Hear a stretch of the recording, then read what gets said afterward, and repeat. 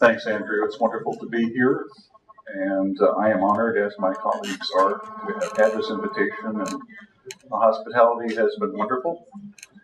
And we're talking about a subject of perennial interest and importance about the post-revolutionary Arab world, but we come from the post-revolutionary American world, and it might give us some good perspective in our discussion about natural rights. To put them in historical context, the one clear theme from the Declaration of Independence, and I'm sorry, this will be the last time we reference the Declaration, though I should point out that Frank is wearing a Declaration tie, as I am as well. So you'll see it in the future. You may hear future references to it. Jefferson insists that these inalienable rights are unchangeable. They're coterminous with humanity itself.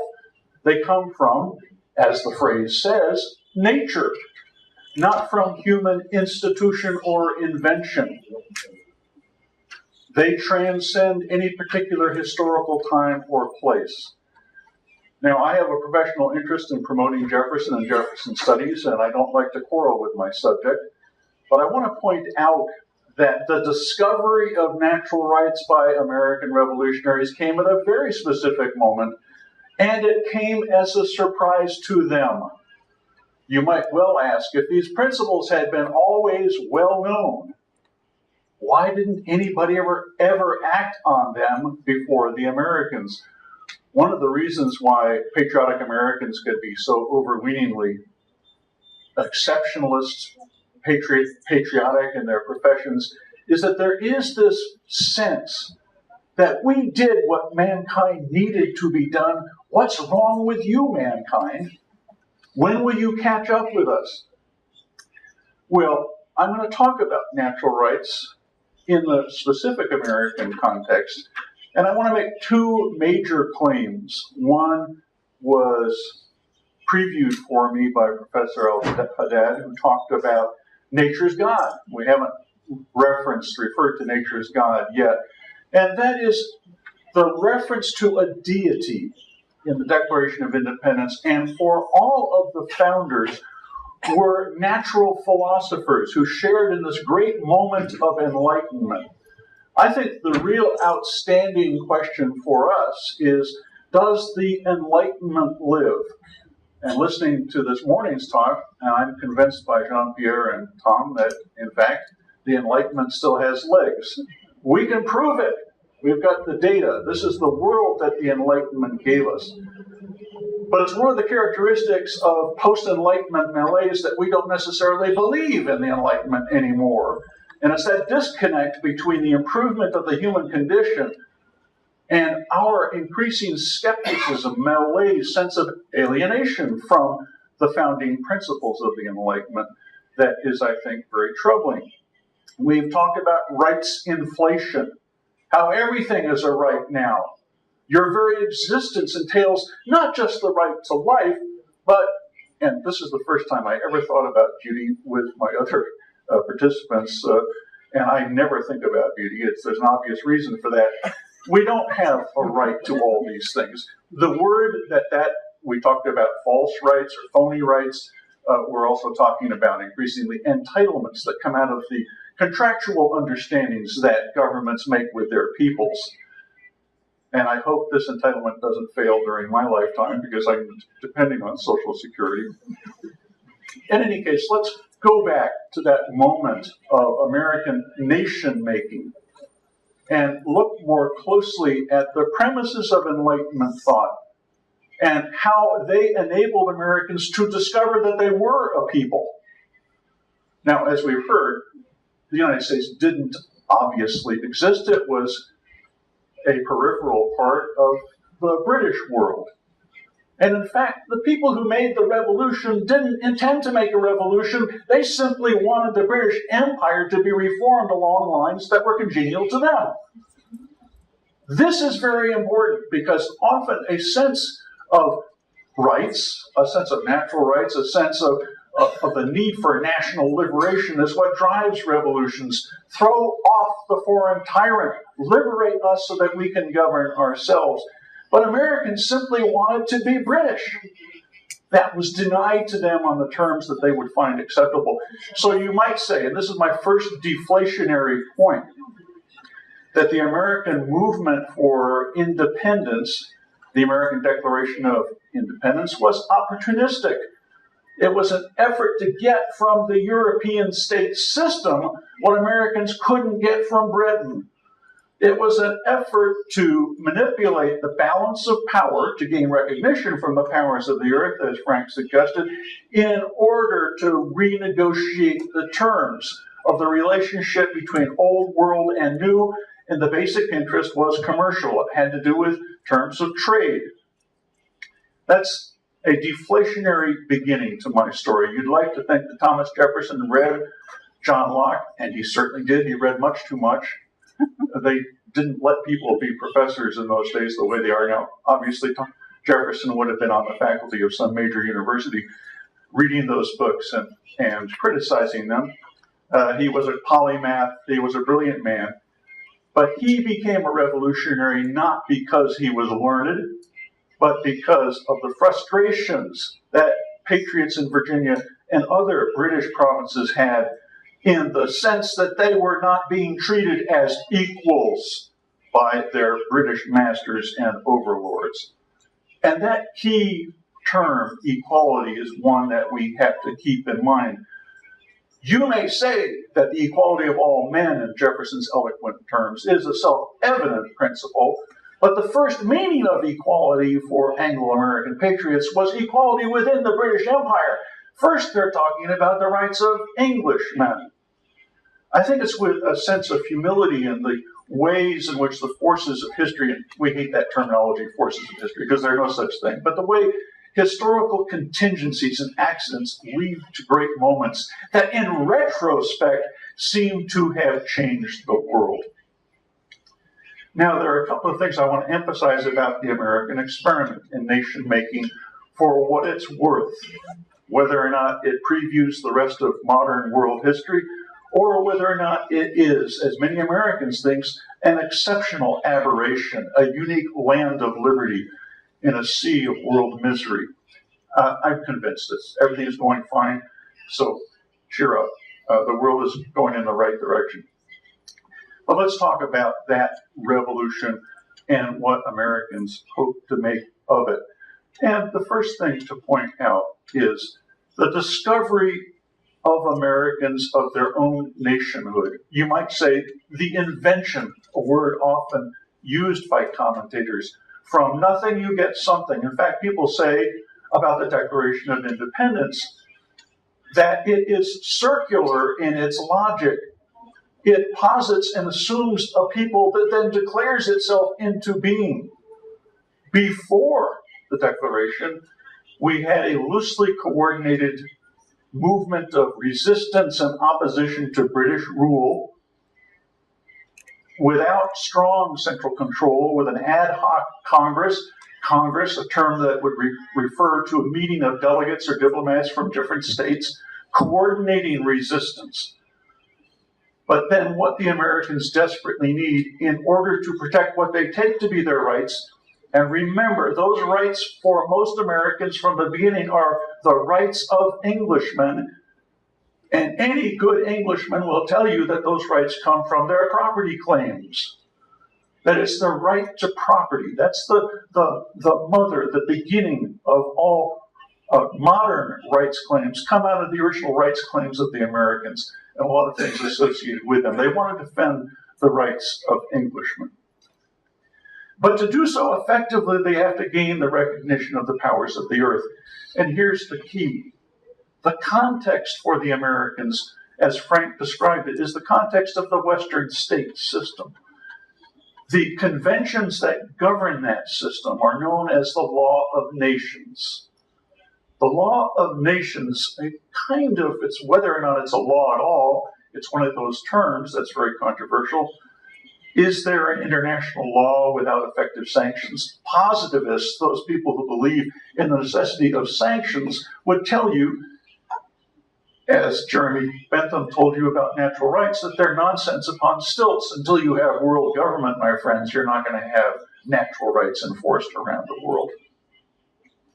But the law of nations provided the crucial leverage for Jefferson and other enlightened patriots to begin to think differently about their quarrel with Britain and about their role in world history.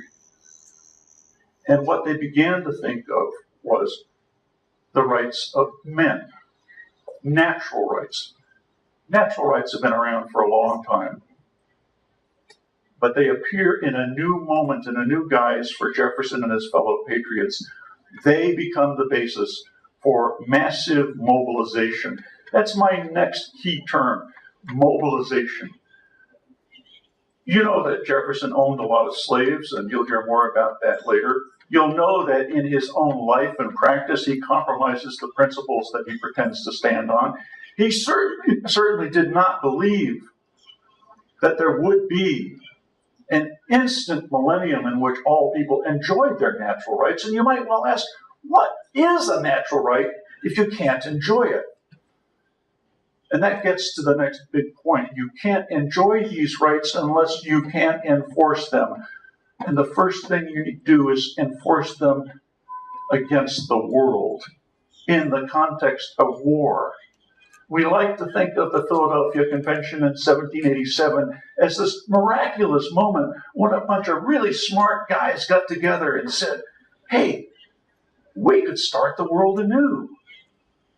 But what I want you to remember is that America was a semi-legitimate rebellious state claiming to nationhood in the midst of war, and that war didn't end with the Peace of Paris in 1783. In many ways, the American Revolution, or the broad period of the revolutions, the democratic revolutions, continues until the Peace of Ghent in 1814. We're talking about a half century of political instability and revolution in the Atlantic state system. You need two things. You need the recognition of other powers, and not just because it makes you feel good, you recognize our national rights, but because you need their assistance. The French won our revolution. I can say that comfortably here in Morocco, and they love it in France. I'm exaggerating a little bit, but that's what we lecturers do. Without the support of France, there would have been no Continental Army. There is no way without the French naval assistance. Now, I think the British were fully capable of losing this war all by themselves. And I accuse Andrew Jackson O'Shaughnessy, author of a brilliant book, The Men Who Lost America. And I urge you to go out and buy several copies of this book. And one of the things that you'll learn is that the men who lost America, the British politicians and generals, were not bad politicians and generals. They were the best and the brightest. And there are a few odd people in that group. They couldn't possibly win. And what they did do, however, the important thing for you students of world history, and of American history, in fact, is they went on to consolidate British power in what used to be called the Second British Empire. Is Britain destroyed by losing the American Revolution? They hardly remembered that they had lost it until Andrew published his book there. This is the British century coming before us from the position of the American founding. It's not the American century. We had to wait one. And who knows whose century this next one will be. That will be up to some conference that will take place here 100 years from now. So, the American Revolution succeeded with the aid of the French. But it also succeeded, and this is the transformative fact, because of the success of the Patriot leadership in mobilizing the people. We like to think we have a genius for democracy in the United States of America. You might well question that premise now, but I refuse to be pessimistic because I'm buoyed up with late Enlightenment optimism. We'll redeem ourselves eventually. But what made the revolution work is, for the first time in modern history, a would-be regime, a government that sought to establish its authority, turned to the ordinary people, not like us because we're very special, but to ordinary people, and said to them, You have a stake in this fight. Your property is at risk. Who would ever have thought to appeal to the demos, to the mob, to the canaille, to the little people? The whole point of government is to establish the authority of the superior types over the rest of us. Because without that great chain of being, without that ordered hierarchy, everything collapses and falls apart. And the worst thing that could happen is anarchy, the loss of all order. That's the significance of Thomas Hobbes's conception of the state of nature and the harsh truth that you need a powerful Leviathan state. If you let the people have power, they will destroy the country. They're still saying that now, but they didn't say it then, and it was because they desperately needed another source of authority and legitimacy. The Americans were father-killing rebels. It couldn't have seemed right to people just years before who had loyally proclaimed their allegiance to King George III to turn against him and to kill the father, to overthrow legitimate authority. I underscore legitimacy, because that's the key concept here. What would be a new basis for legitimacy? I got one for you. What made kings legitimate is that they were the protectors of their peoples. They did something for the larger political community. They provided that order. They protected them from foreign enemies. They provided in some minimal way for their welfare. Well, why don't we simply flip that relationship? If the people, in a sense, make the king legitimate, because every king needs subjects, why can't the people be their own king, their own subjects? This radical democratic idea is not something that Thomas Jefferson and his colleagues consciously intended to foist on the world, to unleash. This is the important thing, though, an unintended consequence. And that is the democratization of a colonial rebellion. And to be completely honest with you, it was a tax revolt. And we've had tax revolts throughout American history. It's what we're famous for. It's our way of asserting our primal, fundamental, you might even say, natural rights. It's out of that context that ideas of natural rights emerge. Natural rights, not just for the rulers of the world and their dealings with each other, the kind of natural rights that were written down in Vattel's Law of Nations that guided foreign relations, international relations, but now a popular claim on natural rights, that the statement all men are created equal could be meaningful for white Americans as they mobilized against British power. That's a revolutionary moment. But here's a final claim I want to make about that revolutionary moment. In overcoming their sense of guilt and inferiority, because Americans were, after all, knockoff British people, they were degenerate Creoles, to use the contemporaneous language. They felt their sense of inferiority, and any American who went to Britain in the 18th century would say, oh my God, this is a real place. America is not. They could overcome their sense of inferiority by looking westward and imagining that this was a new world and that it augured the future, and that the future was going to take place on that North American continent. They could turn west and see nature in a different light. And here's my concluding point, because there is a faith that inheres in the American national project. It's a faith in progress. It's a faith that I think many Americans have lost or abandoned today.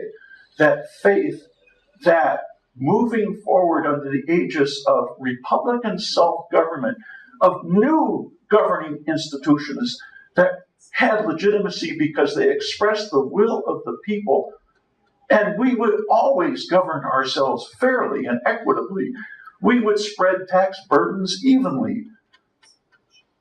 My favorite factoid about the American Revolution is that a tax revolt an effort to escape British taxation led to a quantum leap in taxation for independent Americans. In fact, the very existence of the United States as we know it is a result of the debt problems faced by the states after the Revolution, how to pay for it. So there was a willingness to invest in government from the beginning. And that's a wonderful irony about a tax revolt that turns into something else. But that's the whole story and microcosm of the American Revolution. A local, provincial movement in the peripheries of the British Empire turns out to be an epical moment in, as we like to think, the history of the world. But it is premised on this idea of progress. And that idea of progress comes out of the Enlightenment. The Scottish Enlightenment particularly, it comes out of a notion of change over time that's linear and progressive, that moves beyond traditional cyclical thinking. Everybody who thought about history until the modern period thinks in cyclical terms, the rise and fall of empires. And it's obvious why they do, because we tend to conflate the micro, the individual life cycle, with the history of nations. But the Americans saw the possibility of straightening that cycle out, and it's their belief in future generations. It's their provision for their children and grandchildren. And Jefferson says in his inaugural address, there is on this continent land for the thousandth to the thousandth generation. An infinite supply of land. It took about 4 generations, in fact. And he's not really talking about using up all that land as we did so expeditiously. He's talking about the immortality of a nation, a new kind of immortality. It's within that frame of immortality of a nation that will survive forever. This is a nation that hardly had existed, would survive forever. Then you could, indeed, you needed to believe in progress. But that idea of progress is based on substituting not only Americans for the British king, but of substituting nature's God for the tribal gods of Christian Europe, the God worshipped in the Church of England, gods who had traditionally supported the status quo in the old regime. And that's why Jefferson so hated the priests. He didn't hate religion, he hated the priests. Priestcraft, that unholy alliance of monarchs, aristocrats, and priests designed to convince you that nothing can ever change. This is your past, this is your future, you are nothing. That notion that God speaks to us through nature and that we can discern his meanings by reading the book of nature. What does God intend for us, my friends? Why did God create this wonderful world of ours? Surely it's a lawful world. There's an intelligent design to it. It is incumbent on us to understand how the world works and to take that understanding into the realm of politics. For the first time, the Enlightenment will become political. It will become democratic. And the future of democracy and a democratic enlightenment is boundless. But what Jefferson means is that those who share in his faith, in the designs of the Creator God, nature's God, those who share that faith will become progressively more and more enlightened. When he talks about the future generations, when he talks about the future of this great country, America, he's talking about the progress of enlightened knowledge. And he is testifying to his faith, to his belief in that God, a God for all the peoples of the world, nature's God, who has spoken to a select few on the western shore of the Atlantic, but whose inspiring example will lead to the liberation of all other peoples, even though, as Frank suggests, rivers of blood must flow first. Jefferson's amazingly complacent about the number of people slaughtered in the French Revolutionary Wars. It's what liberty demands. No price is too great. And you can believe that if you believe in the future.